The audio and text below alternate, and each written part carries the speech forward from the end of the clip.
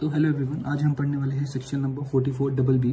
पहले तो आपको बेसिक्स मालूम होनी चाहिए कौन सी इनकम इंडिया में टैक्सेबल होती है। Income which is received in India, income which is deemed to be received in India, income which is accrued in India and income which is deemed to be accrued in India. ये 4 income India में taxable होती है।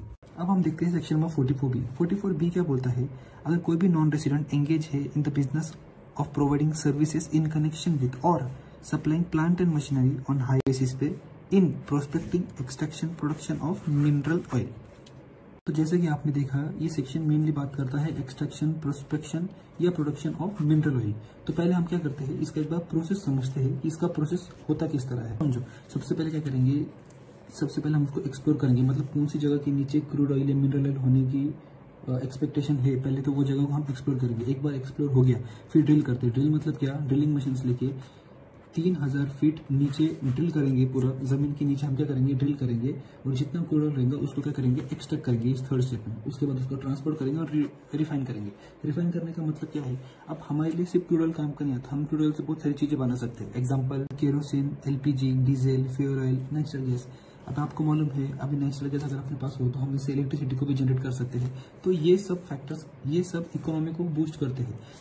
तो यहाँ आप देख सकते हैं, ये वो मशीन है जो ड्रिलिंग करके क्रूड ऑयल और मिनरल ऑयल जो रहते हैं उनका एक्सट्रैक्शन करता है और उसके बाद हम उसे रिफाइन करते हैं। ये वो प्रोसेस देख लीजिए। अब समझो, ड्रिलिंग के लिए आपको क्या लगेगा, मशीन लगेंगे, लेबर लगेंगे। एक्सट्रैक्शन करने के लिए हमें पंप वगैरह इनकी नीड होगी। ट्रांसपोर्टेशन के लिए हमको व्हीकल्स चाहिए रहेंगे। तो जैसे कि मैंने आपको पीछे बोला, कौन सी सर्विसेज लगती है जब हमें ये एक्सट्रैक्शन, प्रोडक्शन या प्रोस्पेक्टिंग करना होता है मिनरल्स का। पहला बात तो आपको लेबर्स लगते हैं, कॉन्ट्रेक्चुअल बेसिस पे वो हो। इसके अलावा आपको टेक्निकल सर्विसेज लगेंगी। इसके अलावा आपको व्हीकल लग सकती है फॉर ट्रांसपोर्टेशन। आपको ड्रिलिंग के लिए आप मशीन यूज करते हो तो मशीन हो सकता है आप रेंट पे ले सकते हो। तो इन्होंने कहा है प्लांट एंड मशीनरी जो हायर बेसिस पे होती है, ऐसा बिजनेस करने वाले भी नॉन रेसिडेंट होते हैं, उनको ये बेनिफिट मिलेगा। अब जब हम प्लांट की बात करते हैं तो प्लांट के अंदर क्या क्या आता है? शिप, एयरक्राफ्ट,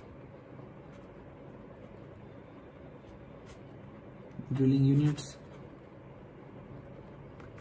साइंटिफिक एपेरेटस और ये सब चीजें प्लांट एंड मशीनरी के अंदर आएगी। मान लेते हैं ये इंडिया है, एक नॉन रेसिडेंट है। इस नॉन रेसिडेंट ने इंडिया में किसी कंपनी, फर्म या किसी बंदे के साथ एक एग्रीमेंट किया है कि ये नॉन रेसिडेंट उस बंदे को सर्विसेज प्रोवाइड करेगा in relation to prospecting, extraction और प्रोडक्शन ऑफ मिनरल ऑयल। अब सर्विसेज 2 तरह की होती है। पहला आएगा, ये या तो उसको टेक्निकल सर्विसेज दे सकता है, कॉन्ट्रेक्चुअल बेसिस पे उसे लेबर प्रोवाइड कर सकता है, या इसके अलावा उसको जो प्लांट एंड मशीनरी चाहिए थी वो उसको हायर बेसिस पे दे सकता है। अब ये जब इन्हें सर्विसेज देगा तो इसके बदले इसे भी कंसिडरेशन मिलेगा। अब जैसे ही इसको कंसिडरेशन मिलेगा, ये कंसिडरेशन इसी तरह से मिला, इंडिया में सर्विसेज प्रोवाइड किया इसलिए मिला, इसलिए ये इनकम इंडिया में एक्रू हुई। इंडिया में एक्रू हुई मतलब इसकी जो भी इनकम है वो इंडिया में टैक्सेबल हो जाएगी। ये था पहला एग्जाम्पल। समझो, अभी सेकेंड एग्जाम्पल में एक नॉन रेसिडेंट है, वो नॉन रेसिडेंट चाइना को सर्विसेज प्रोवाइड कर रहा है। सेम सर्विसेज जो हमने ऊपर देखी, टेक्निकल सर्विसेज, कॉन्ट्रेक्चुअल बेसिस पे एम्प्लॉयज प्रोवाइड करना, लेबर्स प्रोवाइड करना, या plant and machinery hire basis पे देना। चाइना वाला उसको क्या करेगा, कंसिडरेशन देगा। अब समझो, ये जो इनकम है जो नॉन रेसिडेंट को हुई है, ये एक्रू कहाँ पे हुई है? चाइना में। लेकिन मान लेते हैं चाइना वाला बंदा बोलता है आप एक काम कीजिए, इंडिया में मेरा एक ऑफिस है, आप इंडिया में जाके पैसा कलेक्ट कर दीजिए। अब समझो, ये एक्रू भले ही यहाँ पे हुई हो, लेकिन रिसीव कहाँ पे होगा इस नॉन रेसिडेंट को? रिसीव तो इसको इंडिया में होगा। और आपको मालूम है, हमने ऑलरेडी डिस्कस किया था, income which is received in India is taxable in India. इसलिए नॉन रेसिडेंट के हाथ में ये जो इनकम होगी वो इनकम इंडिया में ही टैक्सेबल होगी।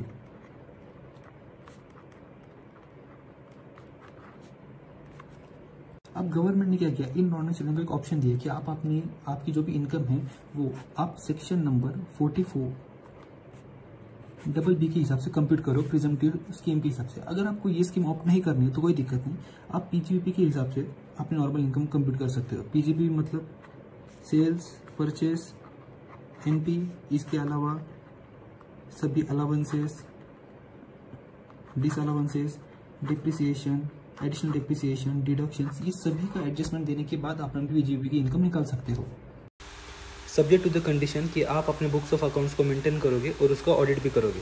44 BB के हिसाब से ये क्या बोलता है, आप एक काम कीजिए, 10% ऑफ स्पेसिफाइड इनकम, इसको हम आपकी टोटल इनकम मान लेंगे। स्पेसिफाइड इनकम मतलब क्या, हमने ऑलरेडी ऊपर डिस्कस किया है।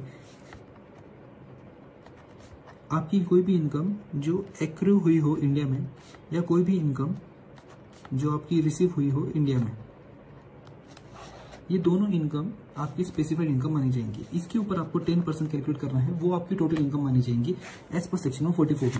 इस एग्जांपल में आपने देखा होगा इस नॉन रेजिडेंट की जो भी इनकम है वो इंडिया में एक्रू हुई थी, इसलिए ये इनकम इंडिया में टैक्सेबल हुई थी। एंड सेकंड एग्जांपल में वो एक्रू भले ही दूसरी कंट्री में हुई हो, लेकिन वो इनकम उसे रिसीव इंडिया में हुआ था, इसलिए ये इनकम इसकी इंडिया में टैक्सेबल होगी। ये दोनों इनकम को कंसिडर करो, उसके ऊपर 10% जितना भी आता है वो उसकी टोटल इनकम मानी जाएगी। उसके ऊपर वो नॉर्मल स्लैब रेट से अपना टैक्स भरेगा। मान लेते हैं जो नॉन रेजिडेंट था उसने उसकी पीजीवीपी के प्रोविजंस के हिसाब से उसने अपनी टोटल इनकम निकाली, तो वो टोटल इनकम आ रहा था इसका 5 लाख रुपए, लेकिन 44B के हिसाब से उसकी इनकम आ रही है 10 लाख रुपए। तो अभी उसके पास तो ऑप्शन है 10 लाख रुपए का टैक्स भरना, लेकिन उसके लिए कन्वीनियंट होगा कि 5 लाख ले, क्योंकि इससे उसका बेनिफिट हो जाएगा 5 लाख रुपीज का। तो इस केस में गवर्नमेंट बोलती है कि ठीक है आप 5 लाख रुपीज दिखा सकते हो, लेकिन इस केस में आपको अपने बुक्स ऑफ अकाउंट्स को मेंटेन करना पड़ेगा,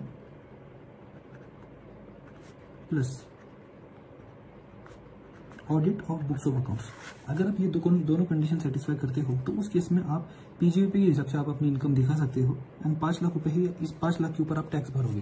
अगला पॉइंट, ये अगला पॉइंट क्या बोलता है, मान लेते हैं नॉन रेजिडेंट ने सर्विसेज प्रोवाइड की इंडिया में, ये 3 रिलेटेड सर्विसेज, और उस सर्विसेज के लिए उसने कंसिडरेशन चार्ज किया था 1 करोड़ रुपीज का। अब भले ही नॉन रेजिडेंट इन सर्विसेज के लिए 1 करोड़ चार्ज करता है और एक्चुअल में उसने जो एक्सपेंसेस इनकर किया वो 1.2 करोड़ है, हम इस अमाउंट को कंप्लीटली इग्नोर करते हुए इसके ऊपर डायरेक्टली 10% निकालेंगे। लेकिन यही अगर इस नॉन रेजिडेंट ने books of accounts maintain plus audit करके पीजीवीपी का ऑप्शन लिया होता तो उसे 20 लाख का लॉस बुक करते आया होता अंडर पीजीवीपी स्कीम, और उससे बाद में कैरी फॉरवर्ड भी कर सकता था। लास्ट बात, जब भी आप सेक्शन में 44BB ऑप्ट करते हो तो इसके अंदर आपके पास अगर कोई अनएब्सॉर्ब्ड डिप्रिसिएशन होगा जो कैरी फॉरवर्ड है बहुत टाइम से, उसको आप सेट ऑफ नहीं कर सकते हो। Okay, thank you.